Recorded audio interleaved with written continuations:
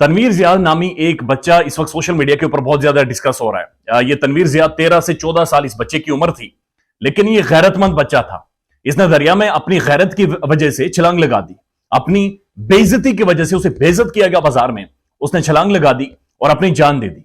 उसने जिस गैरत को सामने रखते हुए छलांग लगाई है, यकीन कीजिए उसकी छलांग ने हम सबको बेगैरत साबित कर दिया है कि हम लोग बेगैरत है और वो बच्चा गैरतमंद था। एक ऐसे घराने से ताल्लुक रखता था जहां पर गैरत की, इज्जत की बड़ी इंपॉर्टेंस थी, अहमियत थी। यानी दौलत, पैसा, शोहरत इस नशे से बहुत दूर थे। ओल्ड स्कूल था जहां पर गैरत को, इज्जत को तरजीह के साथ रखा जाता था। एक गैरतमंद मां का बेटा, एक गैरतमंद मां का बच्चा था वो, और 13 साल उसकी उम्र थी। तनवीर जिया उसका नाम था।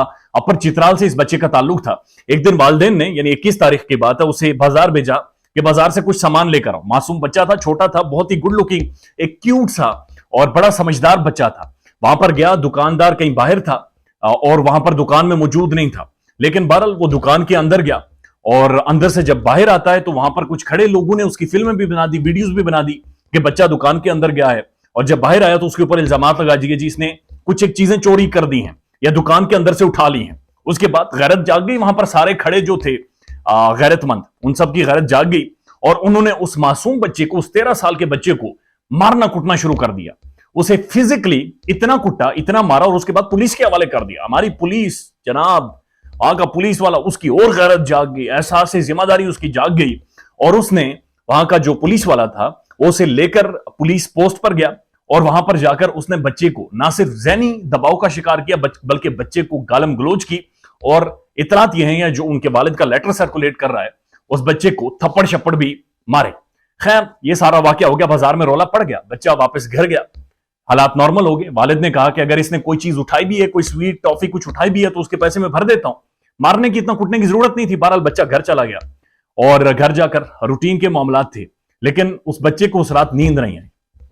सुबह हुई 22 तारीख, यानी 21 तारीख का वाकया था। सुबह हुई जब वो बच्चा, वालदा उठी कि मैं इसके लिए नाश्ता बनाऊं। वो पहले से जाग रहा था, वो सबको बहुत ही एक हसरत भरी निगाहों से देख रहा था, लेकिन किसी को समझ नहीं आई कि ये कहना क्या चाह रहा है, करना क्या चाह रहा है। उसके बाद बच्चा घर से चला गया, घर से भाग गया। मां उसके पीछे भागी कि किधर जा रहा है, तो बगैर नाश्ता किए उस बच्चे ने दरिया के पुल के ऊपर खड़े होकर दरिया में छलांग लगा दी और आखिरी दफा अपनी मां की तरफ देखा और हाथ भी लाया और अल्लाह हाफिज कहकर वो उसने जान कुर्बान कर दी और दरिया की मौजों का वो शिकार हो गया। और वो उस तरह से वो बच्चा 13 साल का मर गया। घर वापिस आए तो तकिए के नीचे से एक लेटर मिला जो उसने अपनी बहन के नाम लिखा था और उसमें लिखा था अपनी बहन के नाम कि मुझे आपसे बहुत मोहब्बत है, I love you my sister, I am sorry, मैं मरने जा रहा हूं। वो गैरतमंद था, वो बहुत गैरतमंद था। उसके ऊपर इल्जाम लगा, उसे मारा गया, उसके ऊपर चोरी का इल्जाम लगा और उसने जान कुर्बान कर दी। शायद हम लोगों को सोचना चाहिए, शायद समझना चाहिए कि किस हद तक पस्ती का हम लोग शिकार हो गए हैं कि पाकिस्तान में जिनके ऊपर अरबों रुपए की करप्शन होती है, हथकड़ियां लगे हुए जब सियासतदान या हमारे लोग बाहर आते हैं तो विक्ट्री का निशान मनाते हैं। ये विक्ट्री, ये सेलिब्रेट करते हैं, ये ढोल बजाते हैं। और यही हम लोग, यही हम बेगैरत लोग, यही वो लोग जिन्होंने उसे मारा है, ये हम सारे लोग तालियां बजाते हैं और उनके नारे लगाते हैं। लेकिन एक मासूम बच्चे को हमने ये नहीं सोचा कि उसके ज़हन पर क्या असर पड़ेगा। हमने मारना था, कुटना था, हमने अपने घर की फ्रस्ट्रेशन, मिर्चें खाकर आए थे, बीवी से लड़कर आए थे, हमने वो फ्रस्ट्रेशन निकालनी थी। और वो 13 साल का बच्चा जिसने जान कुर्बान की है, उसने बेनकाब किया इस माशरे को, उसने हम सबको बेनकाब करके छोड़ा है। उसने औकात याद दिला दी है कि ये हमारी औकात है, ये असल में हम लोग असल हैं। ये मुल्क बर्बाद कर दिया, मुल्क चोरों डाकू के हवाले कर दिया।